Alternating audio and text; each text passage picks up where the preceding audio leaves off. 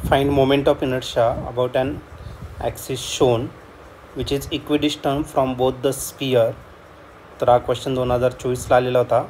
तर या ठिकाणी हा सॉलिड स्पियर दिलेला आहे ज्याची रेडियस आहे 10 सेंटीमीटर आणि मास आहे 2 kg आणि हा जो रॉड त्याच्यातलं डिस्टन्स आहे ते किती दिलं तर 20 सेंटीमीटर इतकं आणि या ॲक्सिसच्या भोवती ही बॉडी रोटेट होणार. परत हा स्पियर आहे, सेम स्पियर आहे, रेडियस 10 सेंटीमीटर, मास 2 kg, ही दोन्ही सॉलिड स्पियर आहे. ओके, तर आपल्याला काय करायचं आहे, मोमेंट ऑफ इनर्शिया फाइंड करायचं या ॲक्सिसच्या भोवती, या ॲक्सिसच्या अराउंड आपल्याला मोमेंट ऑफ इनर्शिया फाइंड करायचं. याचे 4 ऑप्शन दिले आहेत. त्यापैकी ए ऑप्शन आहे 88 × 10⁻³ kg/m², बी ऑप्शन आहे 176 × 10⁻³ kg/m², सी ऑप्शन आहे 17.6 × 10⁻³ kg/m², डी ऑप्शन आहे 88 × 10⁻⁴ kg/m². तर या 4 ऑप्शनपैकी या क्वेश्चनचा करेक्ट आन्सर काय असलं पाहिजे, तर आपण याला सॉल्व करूया आणि मग डिसाईड करूया. तर सर्वात पहिले आपल्याला काय करायचं आहे, मोमेंट ऑफ इनर्शिया फाइंड करायचं आहे. आणि मोमेंट ऑफ इनर्शिया कुठं फाइंड करायचं आहे, तर या स्पियरच्या कुठून पास होणार, तर सेंटरमधून पास होणार. ओके, तर इथून जर आपण ॲक्सिस पास केलं तर याच्या अराउंड जर आपली बॉडी रोटेट होत असेल तर याचा moment of inertia 2/5 mr².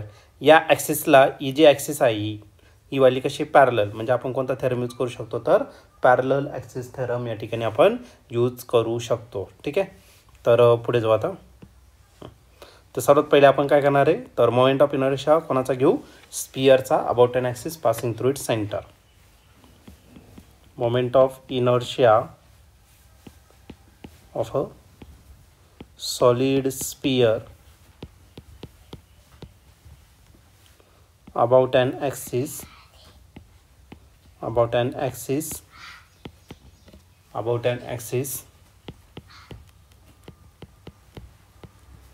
passing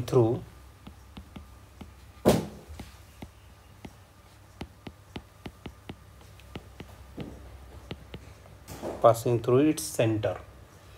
तर याचा जो मोमेंट ऑफ इनर्शिया आहे, मोमेंट ऑफ इनर्शिया स्पियरचा, त्याला I1 घेऊ आणि सॉलिड स्पियरचा मोमेंट ऑफ इनर्शिया किती असतो तर 2/5 mr². ओके, 2 / 5 तसाच लिहिला. यमची व्हॅल्यू किती दिलेली आहे, तर यम आहे तुमचा 2 kg, तर इथं टाकून द्या 2. त्याच्यानंतर आर म्हणजे रेडियस तो किती दिला आहे 10 सेंटीमीटर. तर या सेंटीमीटरचं कन्वर्जन कशात करावं लागेल आपल्याला, मीटर. मग 10 × 10⁻², त्याचा काय करायचा, स्क्वेअर करायचा. ओके, 2 2 किती झाला 4, मग 4 / 5 आणि 10⁻² किती झाला तर -1, त्याचा काय करायचा, स्क्वेअर करायचा. जर याला जर डिवाइड केलं तर 0.40 झाला. 5 8 किती 40 आणि 10⁻² किती झाला तर -2. ओके, किंवा मग याला असं जर लिहिलं 8 × 10⁻² किती होणार -3 kg/m². पण हा झाला कोणाचा, फक्त या स्पियरचा मोमेंट ऑफ इनर्शिया. पण आपल्याला कुठे फाइंड करायचं, ॲक्सिस इथे फाइंड करायचं. मग दोन्ही ॲक्सिस एकमेकांना कसे आहे, पॅरलल आहे. मग आपण कोणतं थेरम यूज करू, पॅरलल ॲक्सिस थेरम या ठिकाणी यूज करू. बाय युजिंग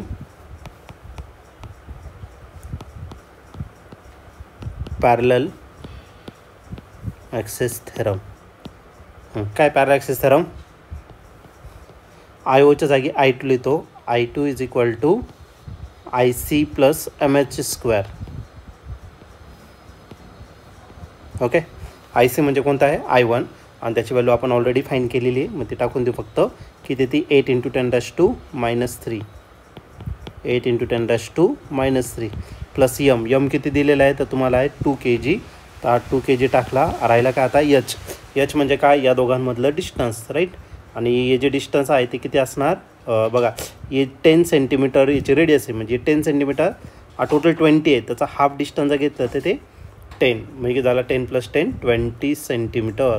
मग आपला जो एच आहे तो किती असणार 20 सेंटीमीटर. पण याचं कन्वर्जन मीटर करा 10⁻² आणि त्याचा काय करायचं आपल्याला, स्क्वेअर करायचा. ओके, मग 8 × 10⁻³ मी तसाच लिहिला, +2 तसाच लिहिला, आणि याला कसं लिहिता येईल 2 × 10⁻⁻1. हा 0 आणि -2 गेला, -1 त्याला त्याची पॉवर 2. ओके, बस आता याला काय करायचं आपल्याला, सिम्प्लिफाईड करायचं, सॉल्व करायचं, आपल्याला आन्सर भेटून जाईल. मग I2 जर घेतला तर I2 किती भेटेल, 8 × 10⁻³ -3 ॲज इट इज, प्लस 2 तसाच आणि या 2चा जर स्क्वेअर केला तर 2चा स्क्वेअर किती येणार आहे 4 आणि 10⁻⁻1 त्याचं किती झाला 10⁻⁻2 झाला. ओके, तर I2 इज इक्वल टू 8 × 10⁻⁻3. तसाच 4 2चा किती झाला 8 आणि 10ची पॉवर किती तर -2. पण आपलं -2 नको, आपल्याला काय लागतं आहे -3. बघा इथं 10ची पॉवर -3, इथं -2, दोघांची ॲडिशन नाही करता येणार. म्हणून आपण एक काम करू, 10ची पॉवर काय करू सेम करून घेऊ. मग आपल्याला I2 भेटेल आणि I2 किती भेटणार तर 8 × 10⁻⁻3 आणि प्लस याला काय करावं लागेल आपल्याला 80 × 10⁻⁻3 किती -3. या दोघांचं जर ॲडिशन केलं तर आपल्याला I2 भेटेल आणि I2 किती भेटणार तर 88 × 10⁻⁻3 किती -3 kg/m². पण इथं झालं एकाच स्पिअरचं, हे एकाच स्पिअरचं झालं. असे किती स्पिअर आहे आपल्याकडे 2 स्पिअर आहे. मग टोटल मोमेंट ऑफ इनर्शिया घेतलं तर यांची काय करावं लागेल आपल्याला ॲडिशन. मग याला 2ने मल्टिप्लाय करून टाका. मग आपलं moment of inertia of a system, moment of inertia of a system is given by. तर पूर्ण सिस्टीमचं जर घेतलं तर त्याला आयने रिप्रेझेंट करू आणि तो किती असणार 2 टाइम्स I2. ओके, 2 तसाच लिहा आणि I2 किती तर 88 × 10⁻⁻2 किती -3.